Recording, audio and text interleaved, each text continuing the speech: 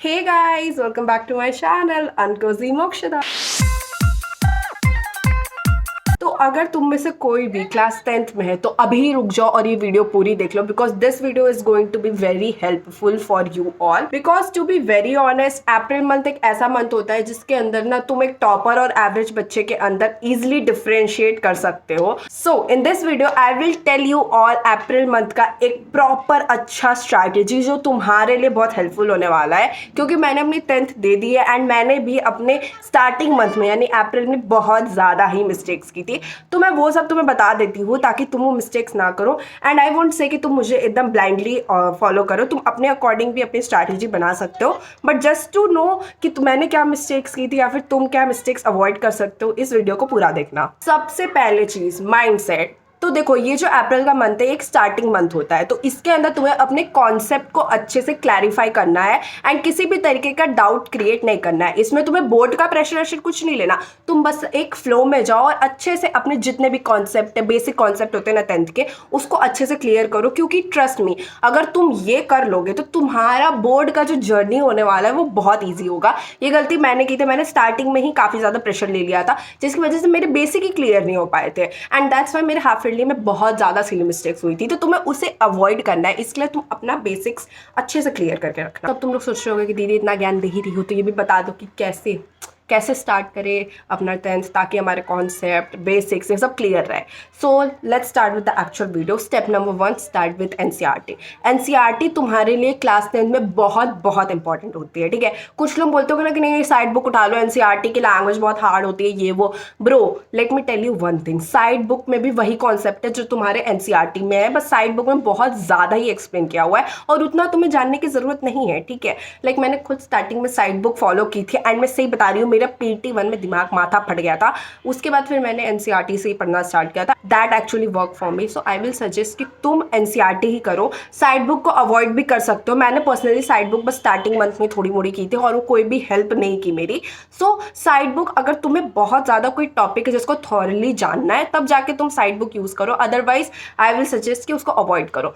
And don't rush, ये मत समझो सोचो ना कि अप्रैल के मंथ में मुझे पूरा सिलेबस कंप्लीट करना है। तुम ना अभी अप्रैल का मंथ स्लोली ले जाओ क्योंकि तुम्हें कॉन्सेप्ट एंड बेसिक्स क्लियर करना है। तो अगर तुम कोई भी एक चैप्टर उठा रहे हो उसको इतने अच्छे से करो कि दूसरी बार पढ़ने की उसको जरूरत ना पड़े। Okay, next step. सिर्फ तुम्हारे एनसीईआरटी से काम नहीं चलेगा, question practice is really very important, क्योंकि आजकल बोर्ड्स में एनसीईआरटी से डायरेक्ट क्वेश्चंस तो ना के बराबर ही आ रहे हैं।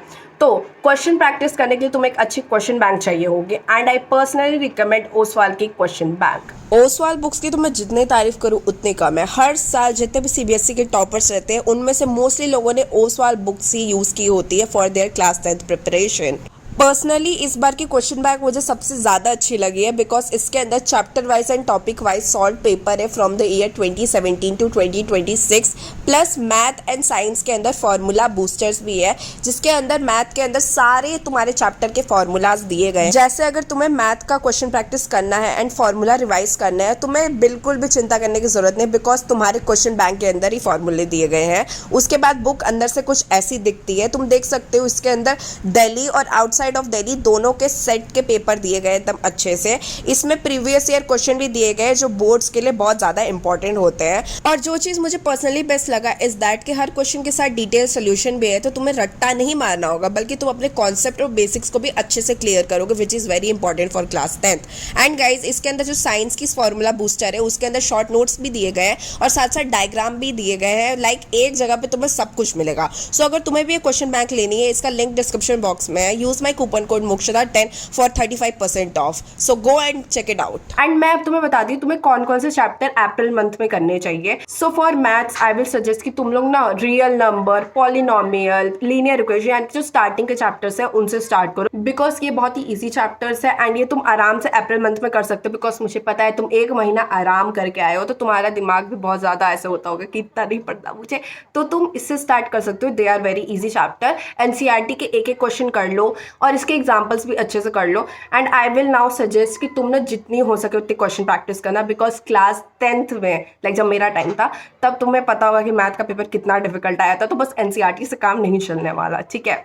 And for science I will suggest कि तुम ना सबसे पहले जो भी स्टार्टिंग के चैप्टर्स है वो पढ़ लो एंड बस उनको रीड मत करो, उसके कॉन्सेप्ट अच्छे से करो। एक एक diagram are really important specially in biology because उसके अंदर काफ़ी सारे डायग्राम है।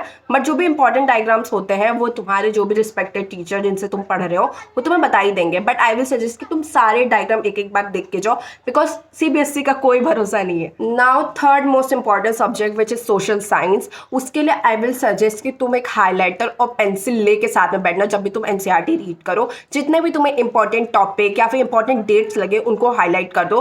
पूरी बुक हाईलाइट नहीं करनी है, मैं पहले यही करती थी कि मैं पूरी बुक ही हाईलाइट मार देती थी। बट पता है इसका एक बहुत बड़ा कॉन है कि जब तुम लाइक रिविजन करने बैठोगे ना तो तुम पूरी बुक ही तुम्हें हाईलाइटेड दिखेगी, तुम्हें समझ ही नहीं आएगा कि मुझे पढ़ना क्या है और क्या नहीं पढ़ना है। सो जो भी इंपॉर्टेंट लगे या फिर कोई ऐसे टॉपिक जो तुम्हें लगता है तुम बहुत भूल जाते हो उसको तुम हाईलाइट कर लो एंड एक पेंसिल उसके साथ में लेके बैठनी है अंडरलाइन करने के लिए। कोई भी सेंटेंस हो गया या फिर कोई भी एक ऐसा उस पर्टिकुलर टॉपिक से क्वेश्चन जो तुम्हारे टीचर ने तुम्हें बता के रखा हो तुम उसको भी लिख सकते हो ताकि जब तुम रिविजन करने बैठो तो तुम्हारे साथ साथ में थोड़ी मोड़ी क्वेश्चन प्रैक्टिस भी होती रहे। डेली रूटीन, ठीक है। कुछ लोग सोचते हैं ना कि नहीं भाई मैं तो हफ्ते में एक ही दिन पढ़ूंगी, 10 घंटे पढ़ लूंगी, सिलेबस कंप्लीट कर लूंगी, ये कर लूंगी वो कर लूंगी। नहीं होता है, कुछ नहीं होता। एंड मोमेंट पढ़ाई होती ही नहीं है, ठीक है। एंड मोमेंट पे तुम क्या ही पढ़ लोगे, ज़्यादा ज़्यादा पासिंग नंबर लाओगे। And I don't think so कि कोई भी 10th का बच्चा है वो बस ये सोच के 10th में आता है कि भाई बस पास हो जाए। सबको अच्छे नंबर चाहिए भाई। भले 10th के नंबर तुम्हारे कहीं काम नहीं आने वाले बट सबके दिमाग में ऐसा भर दिया गया है ना कि 10th के नंबर बहुत मायने रखते हैं। कोई मायने नहीं रखते हैं बट ठीक है। सो देखो तुम्हें एक डेली रूटीन बनाना है। मैं ये नहीं बोलूँगी 10-10 घंटे पढ़ो, 15-15 घंटे पढ़ो, इतना कोई नहीं पढ़ता। मैं खुद नहीं पढ़ती थी to be very honest.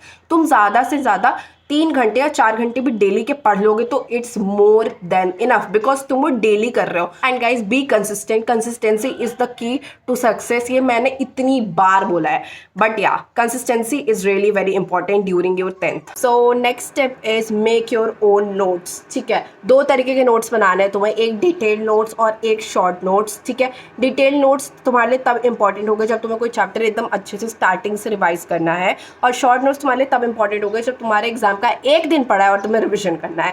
And guys I will always suggest कि तुम दूसरों के नोट्स से मत पढ़ना क्योंकि क्या पता तुम्हारा कोई एक ऐसा टॉपिक हो जो बहुत ज़्यादा ही ऐसा वीक हो, वो बंदा तुम्हारे लिए स्पेशली अपने नोट्स में वो टॉपिक अच्छे से तो कवर करेगा नहीं, वो सबके लिए सेम ही नोट्स बनाएगा ना। तो तुम ना अपने नोट्स ही बनाना और जो भी टॉपिक तुम्हारे लिए ऐसा है बहुत डिफिकल्ट लगता हो, तुम्हें हार्ड लगता हो, उसको तुम अच्छे से डिटेल में मतलब अपने नोट्स में लिखना और कुछ ऐसे की पॉइंट्स लिख देना जिससे तुम ईजिली रिविजन कर सको। बिकॉज पर्सनली मुझे फिजिक्स के कुछ टॉपिक डिफिकल्ट लगते थे तो मैं उसको हिंदी में अपने नोट्स में लिखा करती थी, मतलब हिंदी नहीं इंग्लिश।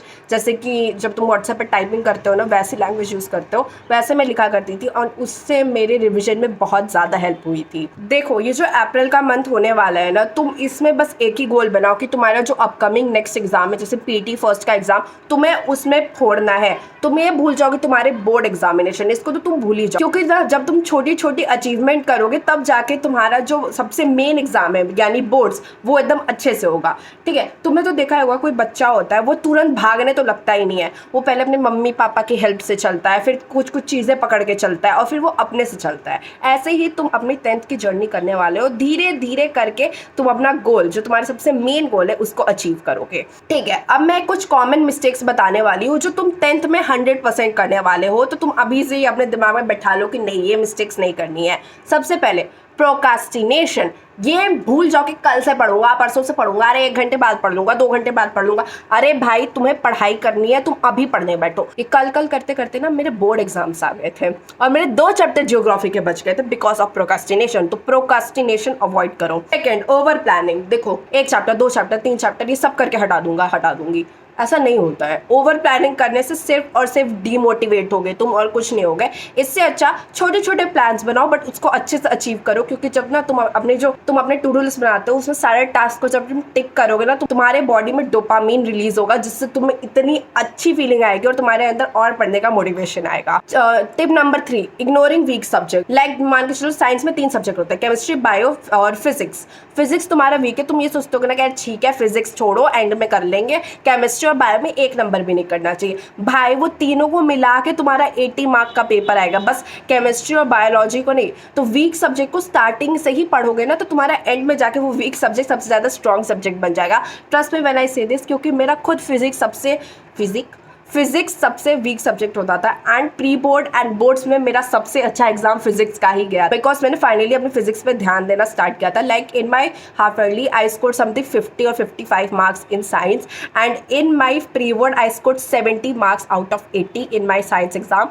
और ये सब बस और बस फिजिक्स की वजह से हुआ था. उसके चक्कर में मेरे इतने अच्छे नंबर आ गए थे.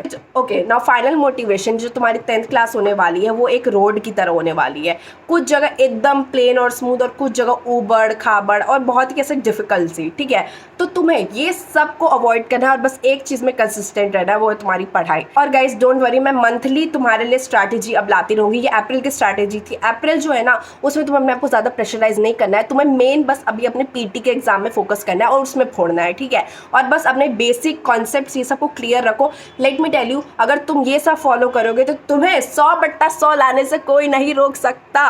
सो दैट वाज इट. अगर वीडियो अच्छा लगा तो सब्सक्राइब.